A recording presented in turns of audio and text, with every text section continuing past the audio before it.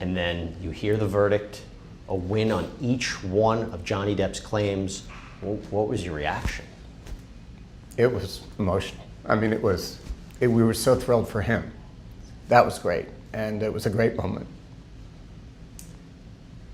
And did you feel, I know you can't say what you spoke to Johnny about, but if you can give any kind of insight into what that initial conversation was, the verdict comes out, how happy he must have been. He was euphoric, and he looked, I mean, he always looks great, but to me, he looked 10 years younger. I mean, he looked like the weight of the world is off of his shoulders.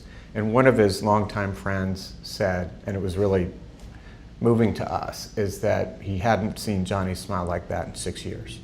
So that made us very pleased and very gratified. And the counterclaim that Amber Heard's side won, what was your reaction to that? It was consistent in the sense that it suggested to us that the jury really took a lot of time considering all the evidence. And obviously we're not privy to the deliberations, but they found no liability on the two statements by Mr. Waldman that said her abuse allegations were a hoax.